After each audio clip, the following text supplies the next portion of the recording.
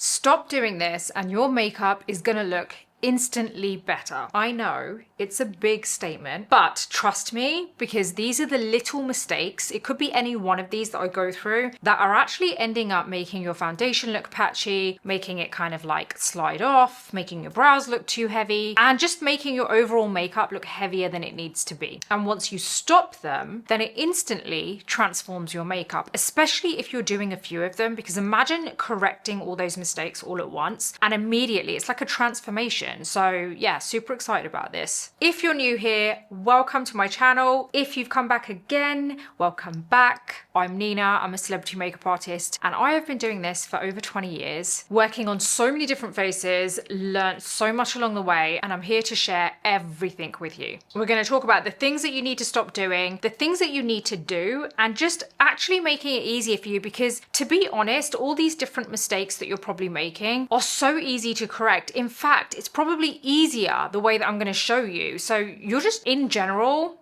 gonna find your makeup application so much easier. They're honestly simple tweaks, but they make all the difference. So let's get into it. First thing is stop skipping skin prep. I know a lot of people do this. Honestly, it's not gonna help you. Now, I'm gonna put my SPF on, which is my Dalba UV Essence Waterfall SPF. I did actually already put some on this morning, but because I was heading out, but I didn't have any makeup on. So I'm just gonna layer this over it. That's why I'm not putting so much on. But yeah, don't skip your SPF, because it's what's going to protect your skin throughout the day. Even if you are inside and you don't go outside, trust me, that kind of scares me. So I just make sure I just really lather it all on. So yeah, make sure you don't skip that. Now, I need to make sure I leave a bit of a gap. And like I've mentioned in numerous videos, that's really important in terms of like, you know, when you put your SPF on and when you put your next layer on. So what I tend to do is just go in with my eye cream, because then that means that I'm letting the rest of the skin settle down. So this is my MAC Hyper Real eye cream. And I'm just gonna like smooth that over. And now a lot of people also skip eye cream, and I don't get that. Actually, I kind of do, because I don't think I actually started using eye cream until I was in my late 20s. Late 20s? Not even that, maybe 30s. That's embarrassing. So yeah, maybe 30s, and I feel like, I don't know, am I wrong? Yeah, 30s. I definitely was not using eye cream in my 20s. I don't know, I just feel like the world is a bit more kind of educated now when it comes to like looking after yourself and all these things, like breaking down each step and really understanding why we do it and why it's so good for you. It's really important to start eye cream whenever you can, as early as you can, because it's like Botox, it's preventative. So it's not going to give you a drastic transformation, but what you are doing is ensuring that that area isn't drying out over time. It is staying supple and moisturized, because it is very thin, the skin around there. So it's not something that's going to stop your fine lines or wrinkles. I don't believe an eye cream actually does that.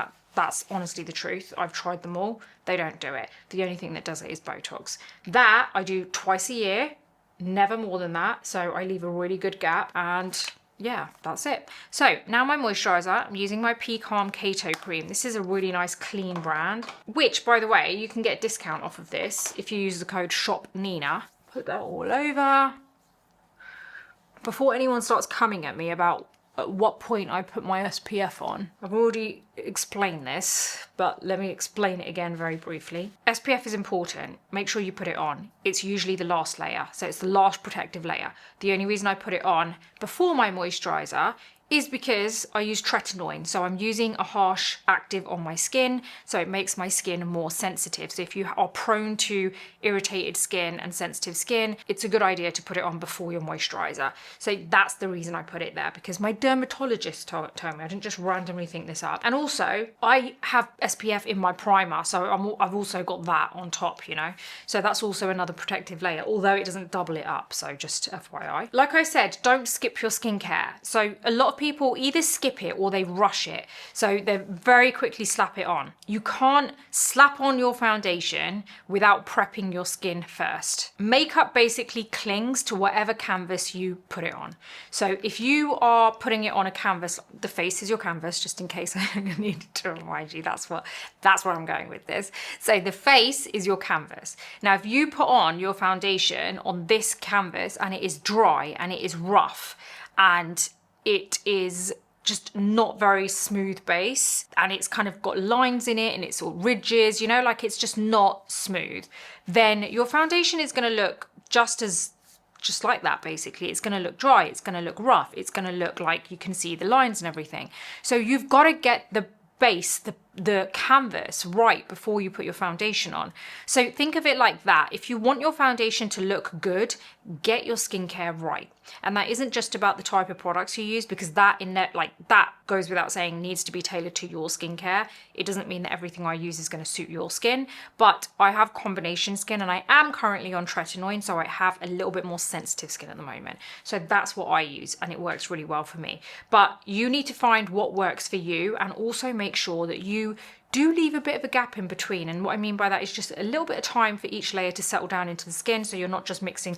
Because I'll be honest, right? If you are not leaving enough time for each layer to settle down, you may as well mix all three of those products together, your eye cream, your moisturizer, your SPF, mix it all together and slap it on. Like, you might as well just do that. So it's very important to allow them to work on their own, just for a little while. Let it settle down. It might be quicker for some, might take a little bit longer for some. It really depends how your skin absorbs it. But then once you're done, you're prepped, you're ready, everything else is gonna get a little bit easier. And just a quick thing, just in case I need to say this, primer does not replace your skincare. Nope. Does not happen like that. Now I'm going to go with my primer, and the primer I'm using, because it's actually great, I love it, is the Hydra Prime by Anastasia Beverly Hills. It's actually really good if you have mature skin, textured skin, dehydrated skin. So if your skin is a little bit drier, you're going to love it because there's extra hydration, and on top of that is SPF 50. Yeah, pretty amazing. And it smells so good, by the way, like not fake fragrancy kind of like style. I don't know what it is in here, but it smells really good.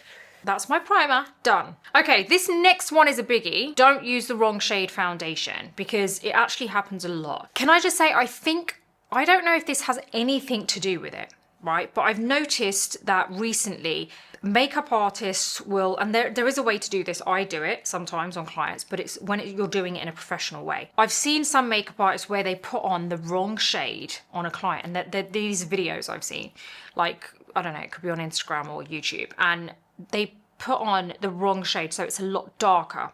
So they're basically applying a really deep shade, and then they brighten up the features with the concealer on the under eyes and everything. Now, I don't know if this is causing a lot of people to end up, you know, trying that, and then they end up it just doesn't end up looking the same. Now, the reason it won't end up looking the same is because if you are not a professional makeup artist, you're not going to understand the color theory the way that a person like that has applied it. That makeup artist knows what she's doing, hopefully, and, you know, ends up balancing everything out at the end. We're used to mixing colors together. We're used to, I did it on a video yesterday, literally. I was like, I don't have the right concealer shade, and I mixed two together, and I know exactly how to get that shade for myself, right? So our sight is very kind of in sync with colors and how we mix and match, right? We're very good at that. And I think that sometimes that can be a bit blurry along the way, and that's because so many videos are going out of people doing makeup, and then the average normal everyday person thinks that they can do that, and then it ends up looking wrong, you know. And it's a shame, because I feel like we should maybe make that clear that that isn't necessarily an everyday way to do makeup, because I don't do my makeup like that on a daily basis, and I can guarantee those makeup artists don't.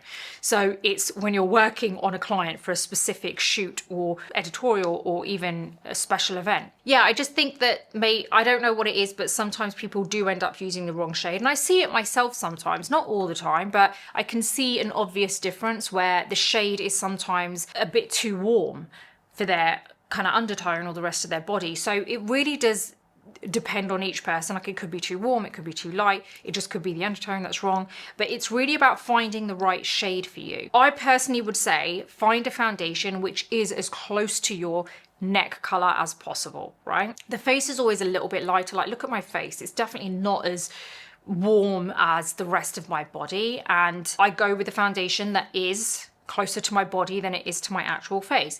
Because don't forget, if you ever want to brighten that foundation and make it look like it's kind of lit from within, you can alter the shade of your concealer, which then in turn ends up altering the shade of your foundation a little, which is kind of like brightening up certain areas, right?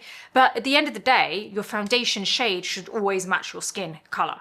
So like your skin color around the neck. So yeah, make sure you get it right. Like if you end up seeing your skin like when you're out and about and it ends up looking like in the mirror too pink, too grey, or too kind of orange, then it's not your skin, it's the foundation. It can end up really messing around with our heads, to be honest with you, because sometimes like, and this has happened to me purely because I've tried a new foundation that a brand has sent me and I wanted to try it to see how it goes for the day, and then maybe it's changed colour through the day and I'm like really confused at myself. Like, did I get the colour wrong? I'm like, no, this actually changed colour. And that actually happened to me with the Charlotte Tilbury Airbrush Flawless Foundation. That changes colour and I was like, oh God, I cannot wear this again. There is literally no point you trying to match up your foundation in store lighting. It's gonna fail you every time. What I would recommend is put it on your jawline, just around here, this section here, not underneath because you're not gonna see anything. So right there, and that's gonna be able to tell you, right, what it looks like there compared to there. And then go and have a look in daylight. Take a mirror, obviously not the one in the store, take a mirror with you, and then look in the daylight and then make sure that it matches. So let me show you where I would apply that so you can tell. Let's use this one. I'm using my MAC Studio Radiance in NC38. I've got it on the back of my hand. Now, obviously you're not gonna have all this in a store, right? So just do it with your finger. So let me actually do it with my finger so you can see. I would suggest smoothing on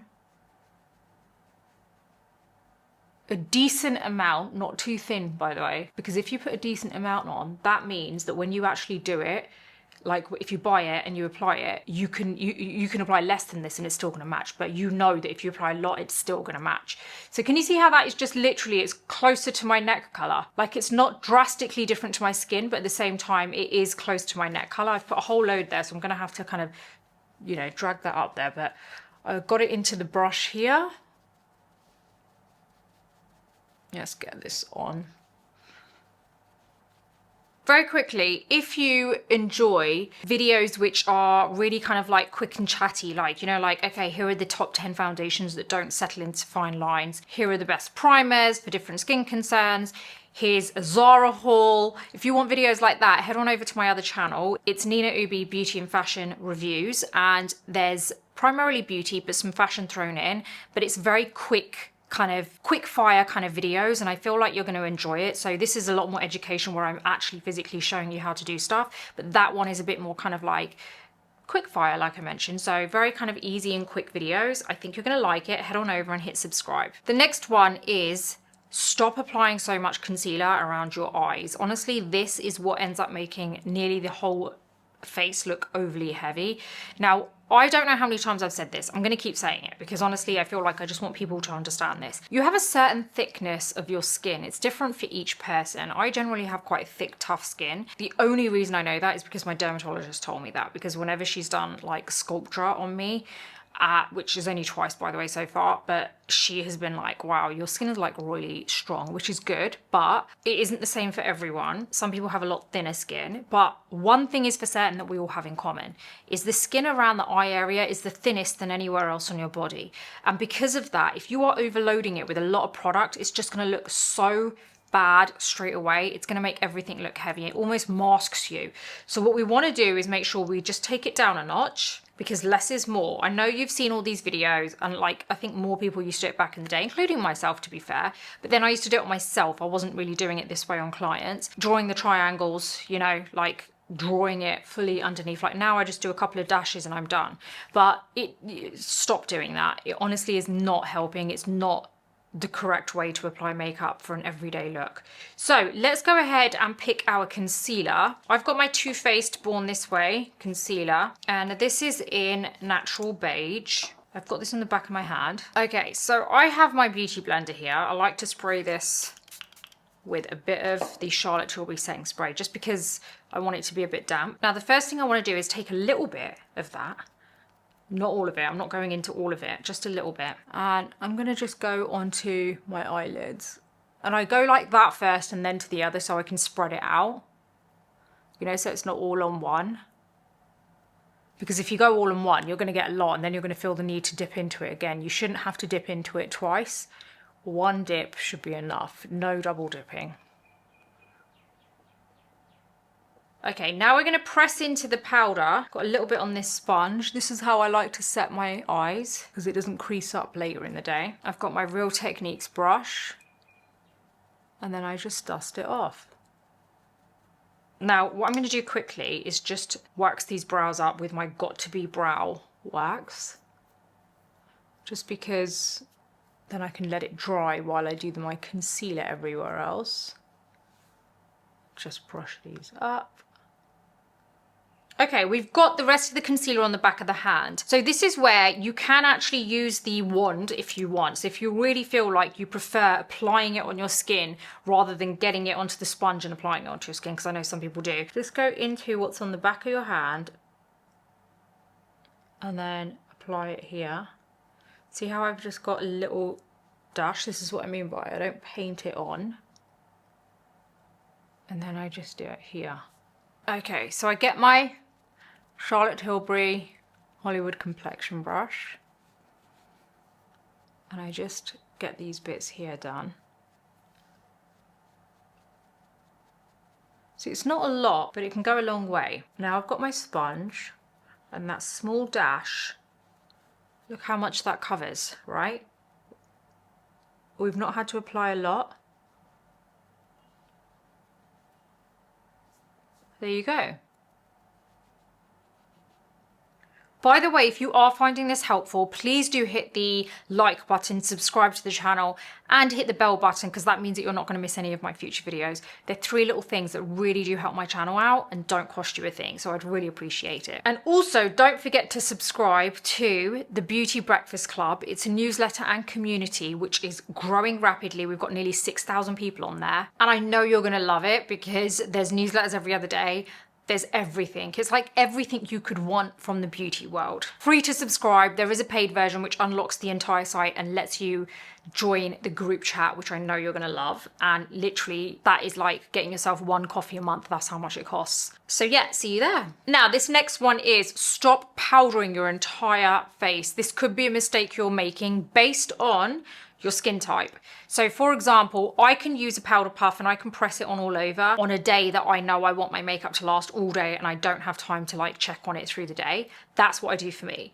But I also know that I can set my base with a brush and powder by dusting it on lightly, and that's going to kind of do me for half a day or so, right? So that's my skin type. So you need to figure out what your skin type is. If you don't need a lot, if you're more on the mature side or you have more textured skin, you might not actually need to use a powder puff, and that dusting with a brush might be able to do you for the entire day. So this is very tailored. This is very specific to what your skin is like. What is your skin type? How does it last through the day? I would suggest doing a test run. Try it for a day where you've pressed it in with a powder puff and see how that lasts. If it feels too cakey, if it feels too heavy for you, then it doesn't suit your skin type. Then try it on a day where you are using a brush, which is what I'm going to show you, to apply your powder and see how that lasts for the day. And then if it's not enough, it might mean that you need to like kind of just be a bit more, like really press it in a bit more for the next one. So you will eventually get there, but that's my tip. Don't think that everyone needs to press their powder on. It is very specific to each person's skin type. So the only place that I always press it in is my under eyes. Doesn't mean it's going to work for you. It means that if you have more mature skin and a lot of lines, you might need to press it in with a brush, and I would recommend the Real Techniques setting brush. You press it into the powder and then you press it into the under eyes, and that should be enough for you. But for me, I like to use a powder puff, and then the rest of the face I use a brush. So first off, I want to get rid of any of these lines. So let's just make sure that there's no product sitting in these lines. Okay, now let's get the powder puff and let's press on the under eyes. Now I'm going to show you everywhere else using a brush. First thing you want to do is get rid of this because we don't like to bake, it's too heavy. So we're just going to lightly dust away this powder. Then we're going to get my Hourglass Veil brush, dip it into the powder, and this is where we're going to now press this on. Like really press it into the skin. You can get a different brush if you want something that's a bit firmer. Next up is stop going so heavy or using the wrong color for your brows. Now I have dark hair, right? It's not jet black, but it's dark. So I make sure that I use a color which is kind of like a dark brown, but not too dark. But I also want to make sure it's not too warm because it can end up looking a bit orangey on my hair. So it's really a case of like, I would say if you want to figure it out, go into a store, and if you're using a brow pen, draw stripes of each color, right, on your hand. Let it dry, go away. Once it's dry, you want to have a look at what that looks like, because some of them can actually change color. So some of them can end up looking quite orangey on the skin. So what you want to do, and I'm talking about the dark ones, what you want to do is go away, see what it looks like, and then kind of hold it up near your brow, and you want it to be not darker, either the same or a tiny bit lighter. So that's how you want to actually choose your brow product. Same goes for pencils, but pencils don't change, so you'll be able to see straight away. So I've got my Anastasia brow pen in medium brown. And what I do here, and to ensure that I'm not going to end up looking like I have heavy brows, is I draw little hair strokes from the under part, so from the underside of my brow, because that's the area that I feel like is a bit more sparse. And I make sure that these hair strokes are not too close together, because that means I'm applying more. So I just make sure that I'm kind of leaving a bit of a gap. There you go. So it's not too strong, but equally I know I can see the areas where I don't have much hair, so I'm going to have to go over with a pencil. So here, we do the same thing. Okay, so I feel like I've got the hair strokes with the brow pen on, which isn't too heavy. And then what I do is I get my brow pencil, which the shade I use is number 4 from Benefit, which is precisely my brow pencil.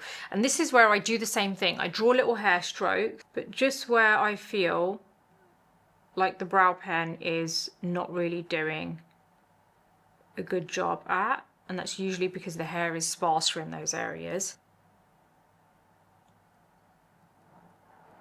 Okay, so brows are done. Next up, I want you to stop ignoring blush and bronzer undertone. Here's the thing, blush and bronzer is not like a one size fits all kind of thing. It really does, again, depend on your skin tone. It depends on your hair color. It depends on your general kind of vibe, your personality. If you're olive skin tone or like similar shade to me, peachy blushes will really brighten up your face. It will just liven you up a bit. If you're more cool toned in your skin, then mauve shades will look really good. A bronzer with too much orange in it is never gonna look natural. It's just not going to look natural. So honestly, it's a case of not looking at what you think suits someone else that you've seen online, but it's about figuring out what works for you. Honestly, the difference is night and day. So this is what we're going to do. We're going to use a bronzer first. I'm going to use the one that I know works really well with my skin tone, which is the Fenty Sunstalker in Private Island. So if you can see, this is actually very close to my skin tone,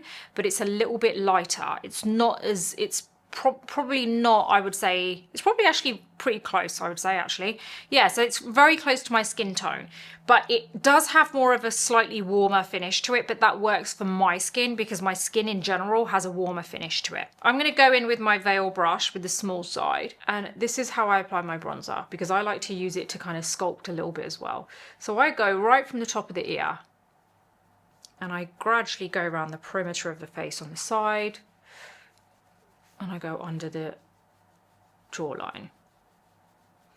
I quite like bringing it into my cheek area there because I feel like it just gives me a nice sun-kissed look. Because don't forget, it's a bronzer, not a contour, but we're kind of getting a bit of both out of it.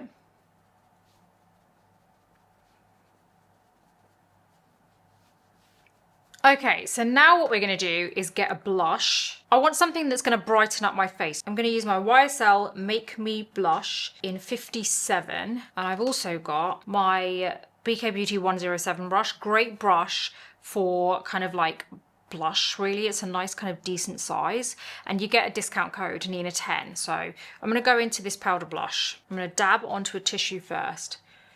And then I'm just going to apply to the top parts of my cheekbone right up there, and this is really good for brightening up my face. There you go. It brightens up deeper skin tones like peach does really, really well. I am just going to curl my lashes. And this is something that you need to do. So stop not curling your lashes. Stop applying mascara without curling your lashes. Always apply your mascara after curling lashes. I actually quite like leaving it like that. So again, this is another little tip for you. Like, don't think that you always have to apply makeup, like in certain areas. Like, I actually really like leaving my eyes like this, so I don't necessarily have to wear mascara. I cannot tell you how freeing it is to wear like your base and everything and not have any eye makeup on. It just is so, it's so nice to just not have, like, you just, I don't know what it is, but when you have mascara on, you know you've got mascara on, right? So this is just a really nice way to keep it very neutral and still have it look nice because you've curled your lashes. Okay, I'm just gonna finish my lip. This is just my Charlotte Tilbury lip cheat.